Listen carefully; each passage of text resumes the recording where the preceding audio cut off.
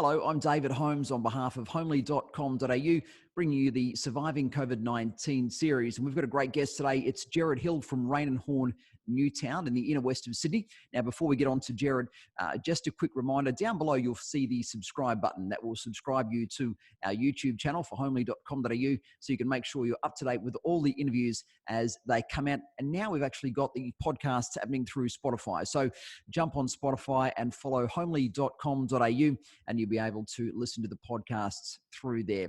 Gerard, great to have you. Thanks for coming on, mate. Good to be here. Good to have you, mate. Thank you so much for giving us a few minutes. Gerard, you've got the number one property management business for Raine and Horne. You're in Newtown in the inner west, around about 1,800 managements that you currently have. It's fair to say that you guys know how to manage property, and you're in an incredibly dynamic area there in the inner west. Tell us a bit about your history. You bought the business in 99, I think with 6 people, but I'd love to hear a little bit of the journey since then. Yeah, so in 1999, myself and 2 other guys who were actually working at Raine and Horne, I wasn't, we bought the business, and we had a team of 6 people and 280 under management at that stage. And then fast forward, now 2020, there's one of the original partners is completely out of the business. The other original partner is basically silent. I have 2 new partners that we run the business, and we look after 1,800 odd properties, and our property management team's got about 15 people in them. And we've got good dynamic area and good business. And we do a lot in property management, which is great. It sort of supports the sales team and those sort of things. And my sales partners are both $1 million writers as well. So yeah, right. That makes it fairly good to be around, and it's a lot of fun. So, and a lot of long-term staff. Okay. So I've got some staff that have been with me for 17 years, and others, I've probably got half a dozen that have been with us for over 10 years. So, at the end of the day, it's their business as much as it is mine. They've created it. So yeah. So 10 years, 17 years, that's a fair tenure in any office in real estate across Australia. What do you put that down to? Is it culture? Is it roles and responsibilities? Is it autonomy? It's a bit of both. It's a bit of all those sort of things, really. So, why do people stay in one business for a long time? They stay there because they're being supported and they like it, and they have similar goals and values, and they trust in your vision, and they're prepared to go with you on that vision. As a principal, I'm very mindful that our staff could choose to work wherever they wanted to. So they choose to work with us. So we've got to respect that. We've got to honour that and give them an environment they want to come to. So, we've been rated, best business in property management business in Australia by a couple of different organisations, and that's because we have the best people. So everyone wants them, but we've got them here, which is fantastic. And it's about looking after people, understanding their goals and needs and wants and desires. So, and we're talking about COVID. They've got a whole different group of challenges coming at them at the moment, and it's about recognising that and offering them support in that. I feel sorry for our property managers. They've got tenants coming at them wanting rent reductions, and landlords not being able to give it to them. And every conversation they have is highly emotional. So, because we're dealing with people and money and homes. So, by understanding that and offering them support in that, then they know that the boss has got their back, and that everyone here is helping out each other, and they're working damn hard to get through this. So, yeah. So what are some of the biggest changes you've had to implement for your property managers? Maybe talk about salespeople first. I suppose we were talking about repurposing. I think you were looking at your people, some of the salespeople, and they've got reduced roles and responsibilities during the week, or activities they can no longer sort of do during the week. So you've sort of said the word repurposing, and I quite like that. How does that look for you, for salesperson moving into more property management activities? Well, it depends on what we're trying to get them to do. So I'll just give you a background, right? So obviously, as real estate agents, we used to do open for inspections. Why did we do open for inspections? We did it so we could get a hell of a lot of people through a property in the shortest possible time. Obviously, with COVID, we're not allowed to do that anymore. So we had a situation on Friday where we had a house available for lease in Bronte, big house, nice house. There was 15-minute private inspections. So rather than having an open for inspection, so this property manager had 14 back-to-back 15-minute private inspections. So he was at that house for 3.5 hours. So how does he then make phone calls? How does he book in other appointments for the following day and things like that. Well, he can't. So the salespeople that aren't having all that inquiry or aren't all that busy, they're going to be running that diary for that guy. So they'll respond to all the email inquiries. They'll respond to the telephone inquiries, talk about the property and just book inspections. So, and that might take them 2 hours a day. So, which means that the guy running around leasing has got 2 hours back in his time, so he can show more property. So that's an example of how we've repurposed some of the sales team to do some of that admin work for people that are actually quite busy. Okay. That's interesting. As salespeople, we like the shiny stuff. We like to keep busy with all the fun stuff, the appraisals and listings and deals and negotiating. So how's the attitude with the sales guys around having to move into some of those or opting to move into some of those property management activities? Really positive, actually. They are really happy to roll up their sleeves and get in there and do it. So, through this whole thing, we want to come through with our team intact. We don't want anyone gone. We want to make sure we stay intact. And the sales guys know that with the volumes down in that sort of thing, that they're potentially, that would be one area of the business that you would streamline. So us repurposing them and offering them an opportunity so that we maintain the team together, they're on board with it. So they're more than happy to roll it up their sleeves, because in the past, if they've been busy, it's been the property managers that have gone on and opened for inspections for them or go and arranged keys or done whatever it is. So, and I suppose that's the difference between our business and a lot of other businesses. We are a team. We're not a silo of sales and property management and stuff like that. So we moved premises about 5 years ago. So we had the typical Newtown 2 terraces side by side, bedrooms upstairs were offices, a bit of open plan downstairs, and there was a really big disconnect in our office because there was 4 different entrances into the building. So my business partner, Duncan, and I could not see each other for a week because he'd be going out one door, I'd be going out another door. Wow. So we moved to an office which is single level, open plan, 580 square metres. We're all in it together. And so they're much more of a team now. And, during this COVID thing, having the sales team help the property managers is only going to strengthen those ties. It's only going to make it better. So, and that's the aim, to get through it. So the salespeople, they're all over it. And they've actually said, is there anything else we can do?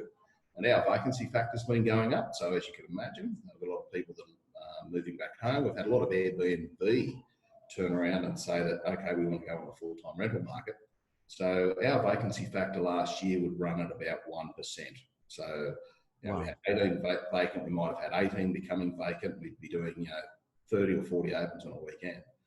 We're currently not showing any tenanted property. We're only showing vacant property. And at the moment, we've got 64 of those. By the end of this week, we'll have 80. So I actually probably think that some of our sales guys will start doing property management opens just to keep the business ticking. And obviously with that sort of stuff, we generate letting fees. So whilst they are ringing through databases and building up that trust bank, they're not actually probably turning a dollar. So if we can lease more properties, well, then now we've got a income producing activity that they're doing. So it just keeps the whole business afloat, keeps it all ticking over. We're all in it together. And it's super important. I mean, sales guys, like anybody in any role, need purposing. That's why I like that word, repurposing. It's a bit like turning a washing machine into a moped. It can feel a little bit foreign by the time you take on different roles and responsibilities. But the fact is, you're actually being productive and you're contributing to the team. And I love that now that you're sort of in a more open office where, the fences are there, obviously, but they're very, very low. And so you can still, work very, very closely with each other and maintain that culture. A couple of things you said there, Airbnb. Yeah. What's been the effect of Airbnb through COVID? There's been talks of it being illegal now in New South Wales.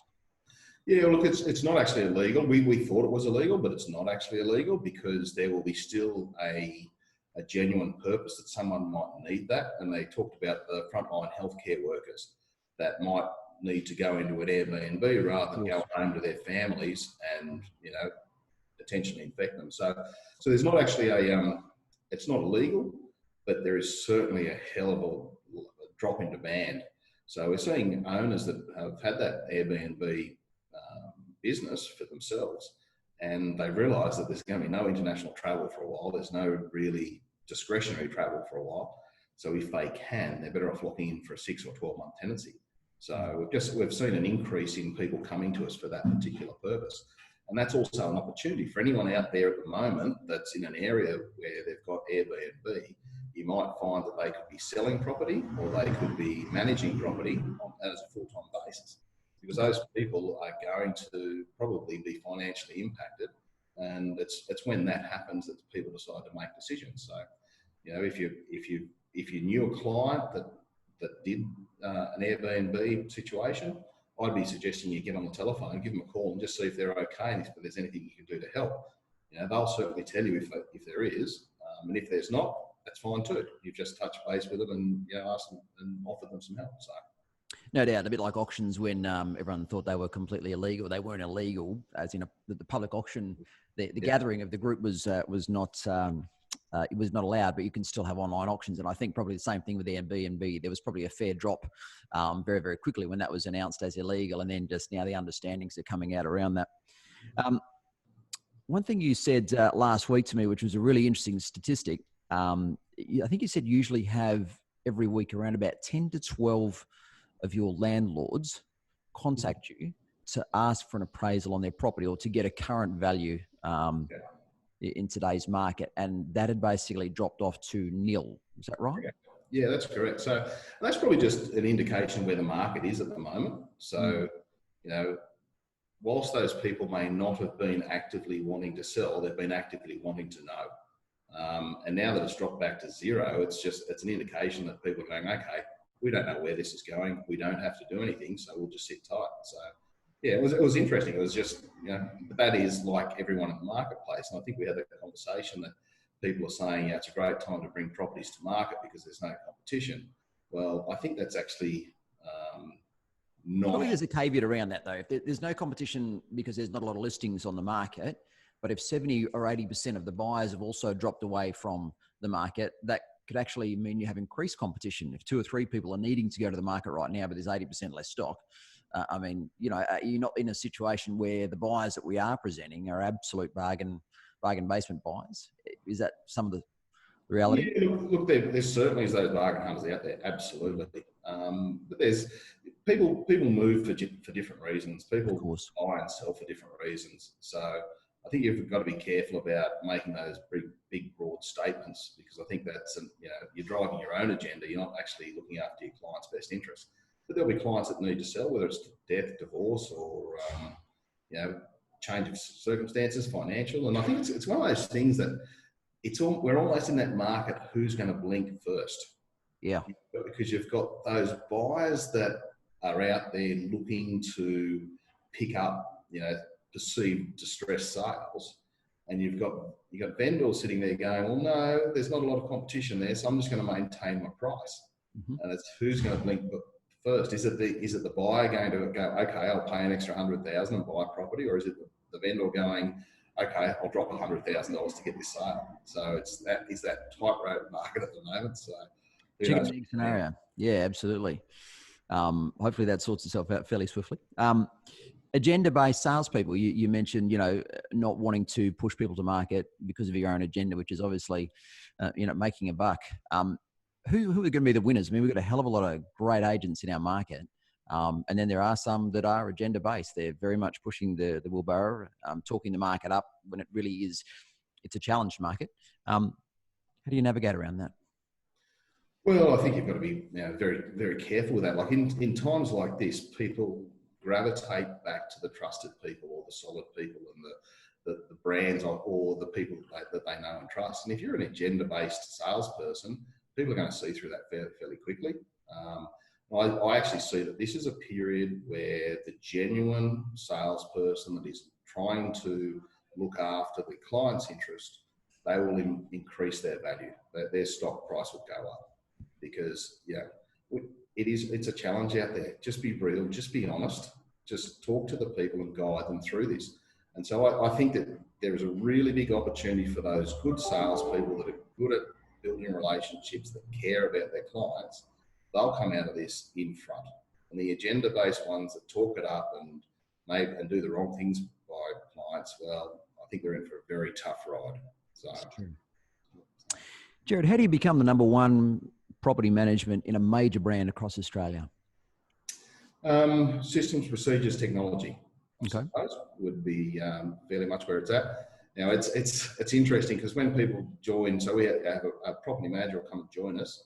It's pretty daunting for them because we use so many different technologies in order to get efficiencies that they might have been used to using, for example, REST, but then we're going to add another 10 programs to that. So, and then, look, when that happens, we know that that's going to happen to people as well. So we take that time. But it's about sort of, I love shiny things. So something shiny goes past, I grab onto it. Yeah. And Bruna, so we talked about the lady that's been with us for 17 years. She walked into my office one day and she said, "I've just worked out what we are." This is about a year ago. So, okay, what's that? She goes, you're the entrepreneur. You see things, you want to do things, you want to implement things, you want to make things. I said, okay. I said, what are you? She goes, I'm your dream crusher. And so she's the one that goes, okay, yeah, that's a great idea. It's never going to work, so forget about it. Or she'll go, actually, that is a good idea. We can make that work. Hold on. So your office is the guinea pig for new technology, and she's the person who comes along and crushes the dreams. Fascinating. Yeah. Fascinating. Yeah. Right. We do. We pilot a lot of stuff. So Yep. why do we pilot it? Because if it's going to be good, it's going to look. Let's be at the forefront of it. You know, change is something I'm not scared about. And I suppose during this particular pandemic, we're all changing. And so every morning, 8:30, we have a Zoom meeting. Every staff member logs in. We have a team that goes to the office one week and then a team that stays at home, and we swap that on a week-to-week basis. So we all have to be a Zoom meeting every morning, at 8:30, just to check in on everyone. And I explained to the team this morning that, and this was about the sales guys joining the property management team, and saying that what we did last month, we won't be doing today, and we'll be doing something again different tomorrow. So forget about your normal standard roles that you had in your head. They're gone. This is about adapting your business to the marketplace and the conditions that we've got. And so be prepared for change. And so me coming out and being open and honest about that, they all go, okay, Jed's got a plan. He knows where he's going. He knows what we're doing, and he's letting us know. So it's about open communication, stuff like that. So with new technology, Bruna's very open about whether it's going to work or not. So we have to be that way. So obviously it's a very agile and nimble environment. Moving the guys to working from home situation, because you were so tech-based, has probably been relatively straightforward, I guess, because so much of their work would be digital. Is that right? Yeah. So look, if we think about the programs that we use, there was only one bit of technology that is based on our server here in our office. And so it was a matter of speaking to our IT people, and we opened that up within about 24 hours. But most of that stuff's cloud-based, and everyone's got laptops and slates and things like that. Yeah. And a lot of the programs that we use, like all our sales CRM, it's all cloud-based. Even stuff down MYOB is cloud-based. Like all the technology is available there. I actually think that as we come through this pandemic, that the way we do business will change. And for years, I've said, I see there's no reason why someone can't be sitting at the cafe with their smashed avocado and a cup of coffee, ringing up and speaking to buyers, sellers, landlords, tenants, chasing rent arrears, organising inspections. So, and this has sort of brought it on. The only difference is you won't be going to the cafe. So at the moment, you'll be sitting at home and doing it. Making a smashed avo, trying to support the Australian economy. Can we talk about that though? Because that's, 1999 when you bought the business, it would have been very much, you're in there from 8 till 5, you're doing your work, you're present, you're professionally dressed, all that sort of thing. Yeah. Now, as we say, you're down at the cafe, you're in a pair of chinos, an open neck shirt, with your laptop doing your work. Does it become more outcomes focused as opposed to how many hours you're putting in? 100%. 100%. That's exactly what the words and terms I use. It's about the outcome. And if you think about in the sales sphere, right? So salespeople that are commission-only salespeople, I don't care where they are, because at the end of the day, however many exchanges or commission that they earn, that's what they earn. So it's up to them as individuals to determine what they're going to do. And the same thing happens in the property management sphere as well. So we have arrears, we have KPIs, we have lease renewals, we have new leases, we have rent reviews. All those things are outcome-based activities. So we can really just focus on that. And we don't, You could sit in an office for 8 hours and be absolutely ineffectual. You could sit at home and for 8 hours and be more effectual. And the commentary that I'm getting from our team is that they're actually working longer hours and doing more whilst they're at home, because I'll get up at 6 o'clock in the morning, go and have a coffee and check their emails. Yeah. So then they're responding to their emails. And, at night time, I'll just check my email before I go to bed. So they're actually doing more, but our team is rewarded upon outcomes as well. So they're financially rewarded about it. So they're actually quite conscious for that. And they understand that this business, right? So I use the terminology, and it's or an analogy, and it's about the All Blacks, because everyone gets them. The All Blacks have a situation where if you get chosen for the All Blacks, you are basically given the jumper, but you're the custodian of that jumper. It's not yours, you don't own it, you are currently using it. And so I have that conversation with our staff, that they are custodians of this business, whether or not they've got ownership in it or equity in it or anything like that, they're still custodians of the business. And it's about, what do they want people to see their business as? What do they want people to look at Raine and Horne Newtown and see? So by doing that, they all take ownership for it, and they're keen to work on it, and they want to be the best they can. Then they get rewarded, and you can say, well, you are the best because you're doing it the right way. And that goes from reception all the way through to sales and directors. It doesn't matter. So we're all just part of one big business, and we're going to get through this together because of that. How do you get a Guernsey at Raine and Horne Newtown, mate? Is it a hard way in? Are you slow to hire and quick to fire? Definitely not quick to fire. That's probably one of the first things, not quick to fire. How do you get a Guernsey there? Look, our property management team's pretty stable. Our sales team's pretty stable. We'd love to have more salespeople coming along and joining us for sure. And that's probably where we're going to try and take our business over the next few years. Quick to fire, a really good mate of mine said to me, if you've got someone with the right attitude and they're failing, whose fault is it, yours or theirs?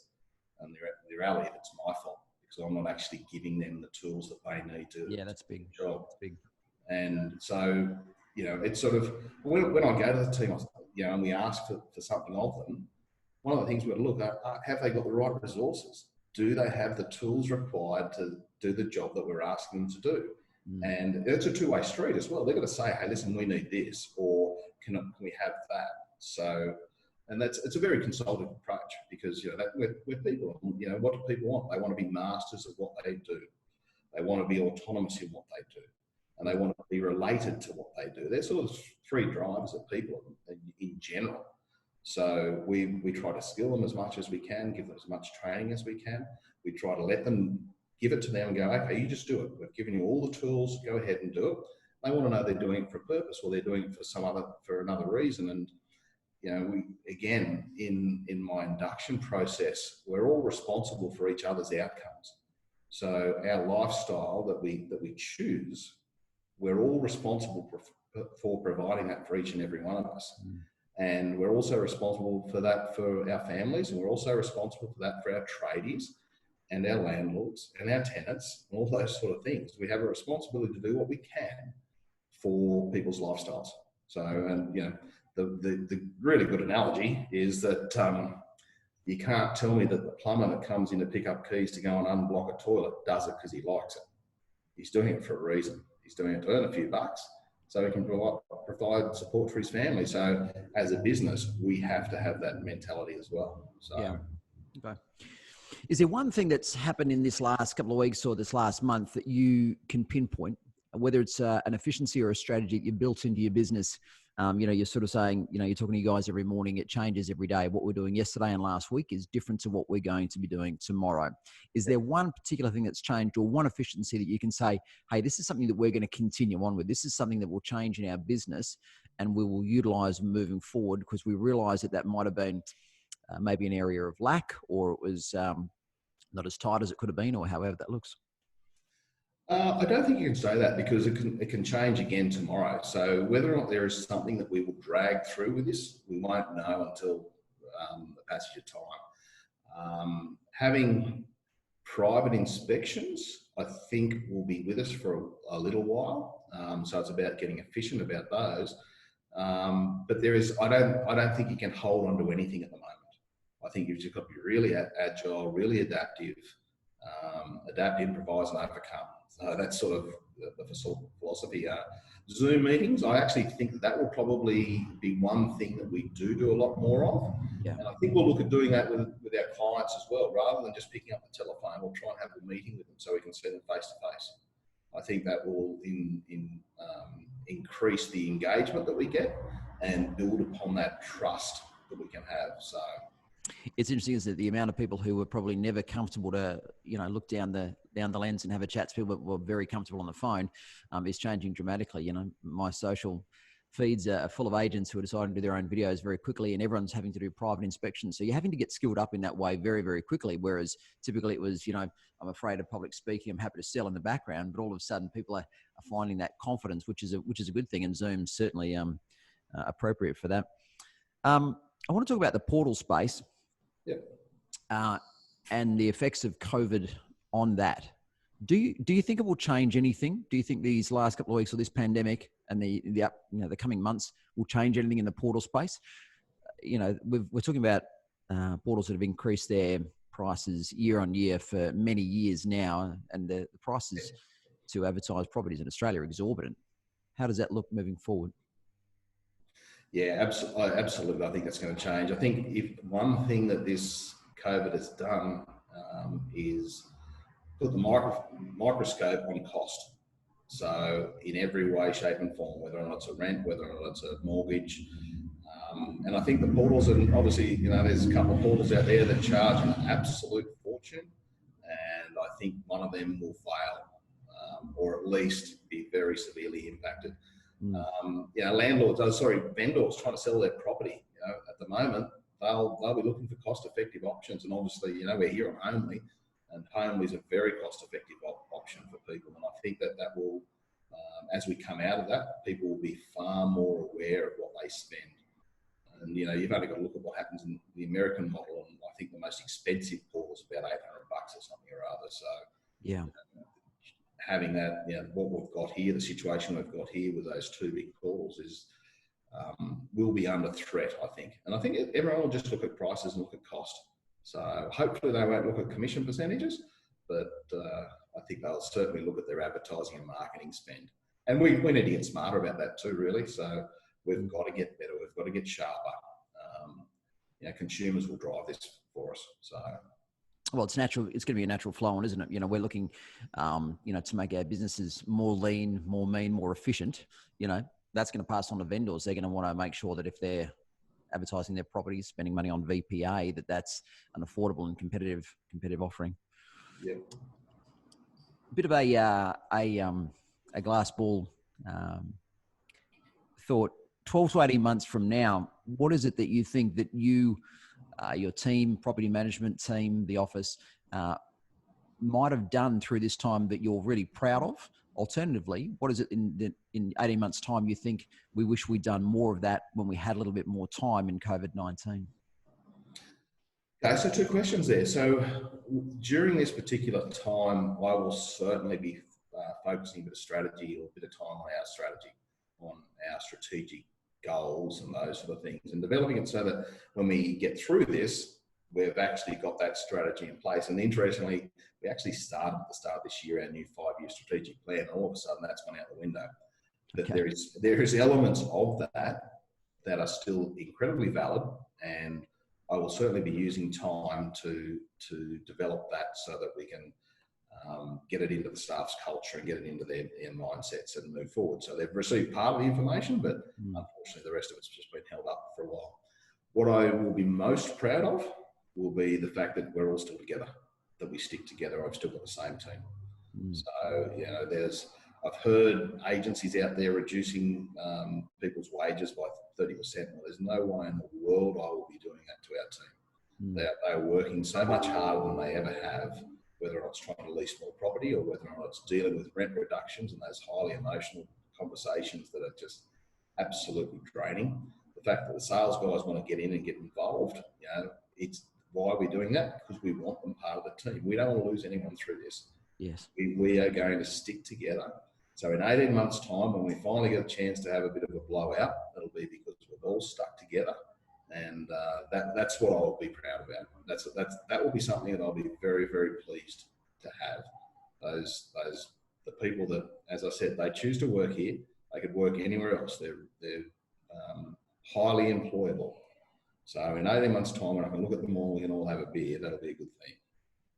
Well, mate, after today, we're one step closer to that beer. So it's I think there's going to be a number of blowouts from a number of agencies certainly celebrating. So it's going to be good times. Gerard, thank you so much for giving us a bit of time today. Really do appreciate that, and some amazing insights. And you've been very, very open and very vulnerable about your business. So thank you so much for your time, and mate, we'll let you get back to it. Yeah, thanks, David. You're welcome. Good luck, everyone. Thanks, Gerard. Cheers. Bye.